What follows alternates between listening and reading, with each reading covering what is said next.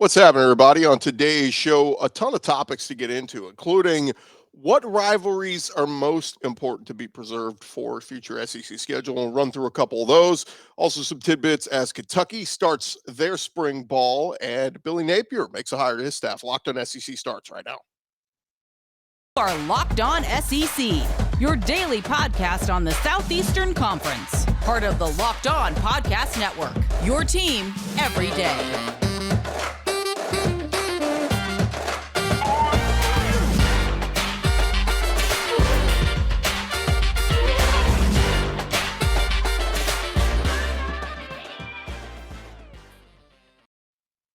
And what is happening, everybody? Welcome into Locked On SEC. It's great to have you guys along. I'm Chris Gordy. Thanks for making Locked On SEC your first listen every day. Remember, Locked On SEC is free and available on all platforms, including YouTube and at lockedonsec.com. All right, I wanted to carry over some of our conversation from yesterday as we were getting into what future SEC scheduling would look like. And Ross Dellinger of Sports Illustrated, of course, had put out reported 9-game SEC annual opponents, the 3 rivalry games that your team would play permanently each year. And Brian Kelly over at LSU, he had a chance to sit down with Heather Dinich at ESPN and responded to Nick Saban's comments last week, where Nick Saban kind of said, I'm all for this 9-game schedule, but giving us 3 permanents of Auburn, Tennessee, and LSU, not exactly the same as what some other people will be getting. And so Brian Kelly gave his comments on it, and he said Monday he's in favor of facing 9 league games because he wants to, quote, play the best, and that would include playing Alabama as a permanent opponent. Again, there are projections at the SEC would move to a model without divisions. Teams would play 6 rotating SEC opponents and 3 permanent. Brian Kelly said the model he was given included LSU getting Alabama, Ole Miss, and Texas A&M as fixed opponents. He said, I've been in this for 3 decades, and no disrespect to any of the other schools that we play outside the SEC, but they just don't excite me. I want to play the best. I came here to the SEC because I wanted to play against Alabama. I want to play A&M. I want to play Auburn, the great teams.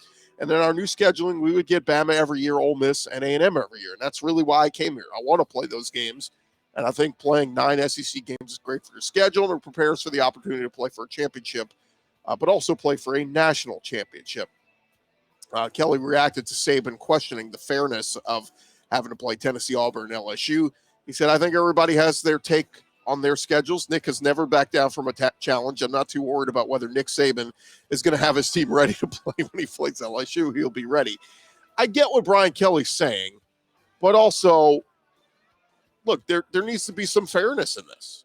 You're creating a tough road for some of these teams, or tougher road than what some other teams will get. And so I think there has to be part of that. But look, the conversation has to start with preserving rivalries, and let's just throw it out there. Some of the rivalries that absolutely have to be preserved. I think Alabama-Auburn, the Iron Bowl, is one. I think Alabama-Tennessee, look, Bear Bryant made that rivalry a priority. I think that one has to stand. LSU and Ole Miss, the Magnolia Bowl, I think that one has to stand. I'm actually surprised there wasn't more fight for an Arkansas LSU. It's the battle for the Golden Boot. It's a rivalry. Arkansas A&M, I think, is one. Florida Georgia has to stay. I think Georgia Auburn, heated historic rivalry. I think Kentucky and Tennessee is one that would need to stay. And of course, in this scenario, they don't have that. It's a regional rivalry, extends to basketball, but it's an underrated one on the football field. Mississippi State and Ole Miss, the Egg Bowl's got to stay. With Missouri, I think Arkansas, and obviously that one that they want to keep in this scenario. South Carolina and Georgia, again, another border war that's picked up steam. And then, of course, with A&M, I would say Texas. I would give Texas A&M Arkansas. So those are just ones that I think need to be played. But again, there's no fair way to do this. If we're telling Alabama we got to keep the Iron Bowl and we got to keep the rivalry with Tennessee, I mean, do you just give them Vanderbilt, or do you say, nah, the LSU-Alabama game gets ratings every year, and as far as TV networks go, we got to keep that one on the schedule? So we'll have more discussion on this in the coming weeks, but I was just adding to the conversation with Brian Kelly's comments, responding to Nick Saban. Some other news going on around the conference. LSU did add a major prospect to their 2024 recruiting class over the weekend. 3-star edge rusher Ahmad Bro announced his commitment to LSU. He was previously committed to Duke, but backed off that pledge. Comes from Ruston, Louisiana, up in North Louisiana. 6'3", 255 pounds, and ranks as the 667th overall prospect, number 53 edge rusher, and the number 15 player from the state of Louisiana. LSU's already got 10 commitments in their 2024 class. Ranks top 5, according to the 24/7 composite rankings. In other news going on around the conference, Kentucky, they're getting started with their spring practice, and Mark Stoops, Kentucky, they are getting underway with some new faces, including Devin Leary, the former NC State quarterback, coming in and looking to make an early impression. Mark Stoops said, to my eye, it was basically an entire practice, and he was just fine and looked really good. He was also asked about former 5-star defensive lineman and Keyshawn Silver, coming from North Carolina. Stoops was asked, you mean the guy out there that's 6'5", 330 pounds? Yeah, he's pretty damn good. He has 3 years left. He's a monster. Stoops was asked about last season kind of falling short of where they wanted to be. He said, I'm not going to let that happen again.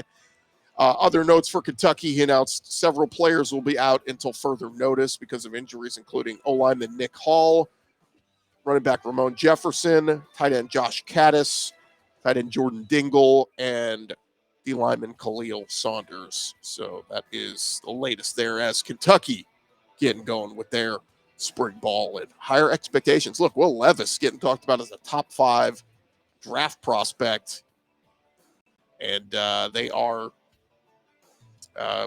may not miss a beat with Devin Leary coming in. Very, very productive quarterback from over at NC State, and going to help try to solidify that Kentucky offense. Liam Cohen coming back helps. Rich Scangarello wasn't the guy, but Liam Cohen was 2 years ago. We'll see if that offense looks even better than it did a year ago with Liam Cohen coming back and running things. And we'll get to some more stuff going on around the conference in just a second, including a promotion over at Florida for Billy Napier. That's coming your way in just a second. But first, I want to remind you guys, this episode is presented to you by our friends over at Built Bar. If you're looking for a delicious treat, but you don't want all the fat and calories, you got to go try a Built Bar.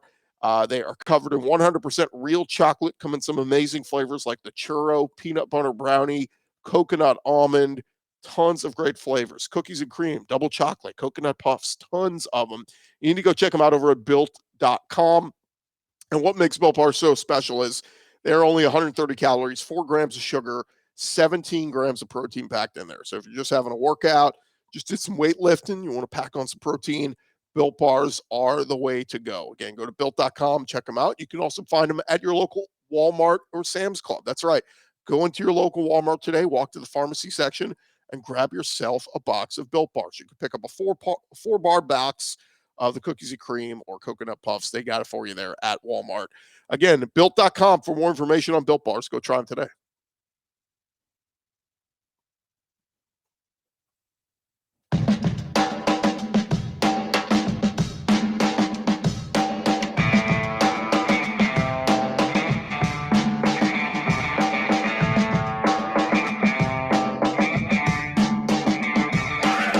We're along here, Locked On SEC, and we talk about teams getting started with their spring ball. And a couple teams get started last week, a couple more this week, and before you know it, all the teams will be out there on the practice field getting ready for their spring practice. So let's jump into it. Some tidbits to touch on. Let's go around the conference. Boots out to the right. Makes the handoff. What a catch! Around the conference. And we head on over to Gainesville as Billy Napier has decided on one of his new on-field assistants. Multiple outlets reporting that off-field staffer Russ Callaway is now Florida's tight ends coach. Callaway came over to join the Florida support staff last year, spent 2021 as an offensive assistant with the New York Giants, and in 2020 was an analyst over at LSU. He was an assistant at Samford for 5 seasons as offensive coordinator and quarterbacks coach, then receivers coach. Prior to that, he was the recruiting coordinator at Murray State. He was on staff at Alabama for the Crimson Tide's back-to-back BCS titles in 2011, 2012, assisted Kirby Smart, worked with the inside linebackers, was also on that 2011 Alabama staff as an analyst, and he's coached a lot of different positions at a lot of different places, brings a lot of experience. And so Florida expected to name Russ Callaway as their new tight ends coach. It's just kind of funny because yesterday we talked about the fact that Billy Napier said, oh, there's no rush to make promotions here. We're going to take our time. Well, he took his time, and a day later announced that Russ Callaway, the new tight ends coach. So good news there for the Florida Gators. How about it's the first time we're going to do this, but we're going to mix in some Texas news into our SEC tidbits around the SEC. I just think this is newsworthy. Steve Sarkisian talked with ESPN's Dave Wilson on Monday and said that there will indeed be a quarterback competition at Texas this offseason between the incumbent Quinn Ewers and 5-star freshman Arch Manning. Manning is a true freshman, but one of the top quarterback prospects in recent memory, bringing a lot of fame and attention, of course, being the Manning bloodline. And now he'll be gunning for the starting job at Texas in year 1. Here was Sark's statement. He said, I'm not worried about who's going to be on the cover of what magazine next week. I'm more focused on, is each guy focusing on what they need to do to develop to be the best player they could be. Quinn Ewers has had an entire year of a head start, but I don't want to hold Arch back. I want to see how far he can take this thing and what it can look like. Wouldn't it be weird? What if Arch Manning goes in there and performs well and Quinn Ewers takes a step back? I know it's not likely, but what if? Would Texas start Arch Manning as a true freshman? We'll see.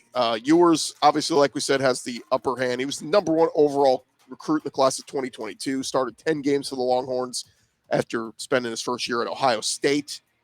Threw for over 2,100 yards, 15 touchdowns, and 6 interceptions.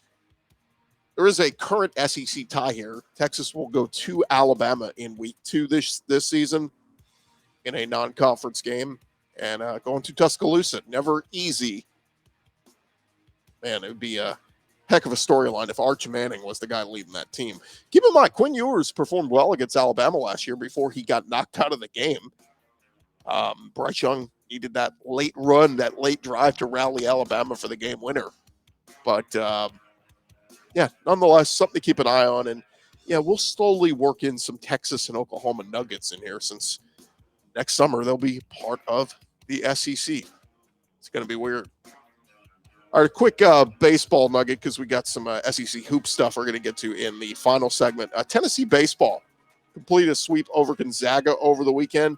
They have now won 11 in a row after dropping their first 2 games of the season. And Bryce Jenkins earned the win for Tennessee. And the top of the Tennessee lineup was very good on Sunday. Vols' first 5 batters drove in 13 runs. And their new addition, Maui Ahuna, drove in 4 runs, and man, he has fit in perfectly. The Kansas transfer made his Tennessee debut against Charleston Southern, and again, looks like a comfortable piece right in that lineup. So Tennessee looks good. LSU had a really good weekend, and the SEC just loaded with baseball talent once again. But 11 straight wins for Tennessee. That's an impressive stat in college baseball because, you know, some of the midweek games, every now and then somebody will bite up and get you.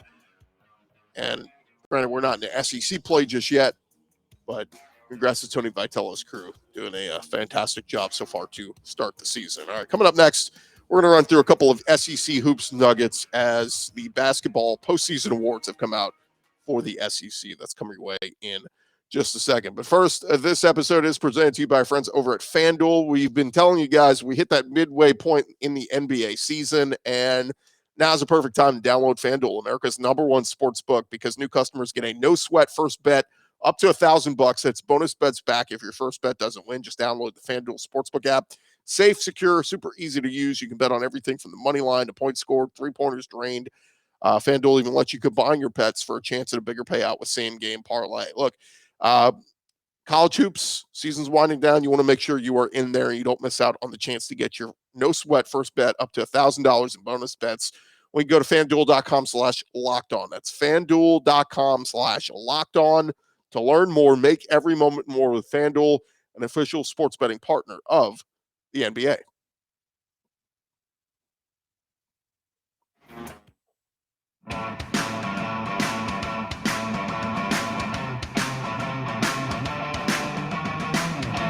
All right, one more nugget before we call it a show, and it'll be a lot of fun throughout this week. The SEC tournament, of course, getting underway, and we showed you the bracket already a little bit earlier this week, but play getting underway Wednesday evening. It'll be Ole Miss against South Carolina, and then LSU versus Georgia, and we're going to preview a little bit of the hoops, SEC hoops tournament, and we're going to talk with Blake Lovell on tomorrow's show, get his thoughts on who's on the bubble, who's still got work to do, who needs to prove themselves to the selection committee this week. So we're going to get into that, but did want to get into a couple of postseason awards that were handed out. The SEC coming out with their men's basketball postseason awards selected from voting by the league's coaches.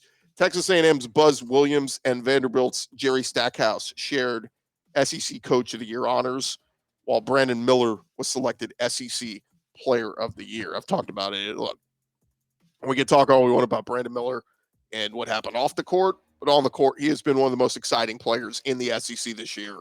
Definitely deserved SEC Player of the Year honors, everything else aside. Buzz Williams, fantastic job with Texas A&M. How many people had Texas A&M as one of the best teams in the SEC coming into this year? We know he's a great coach. We know he's had some talent, but they put it all together. And Texas A&M, fantastic season. And then Jerry Stackhouse. Look, Vanderbilt was expected to be one of the worst teams this year. They lost Scottie Pippen Jr. and had a couple players, but expectations were low for Vanderbilt this year. So for them to get some big upset wins throughout the season, fantastic year from him. So congrats to both of those guys. Missouri's Kobe Brown, he picked up SEC Scholar Athlete of the Year. He was so fun to watch. Brandon Miller was tabbed SEC Freshman of the Year. Vanderbilt's Liam Robbins was named Defensive Player of the Year.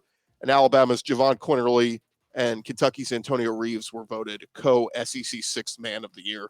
Quinterly, so good off the bench for Alabama. The team's first team came out. It was Alabama's Brandon Miller, Florida's Colin Castleton. Man, brutal injury that he suffered. Kentucky Oscar Sheboy. What a career for Oscar. This will probably be it for him, but man, what a year he had.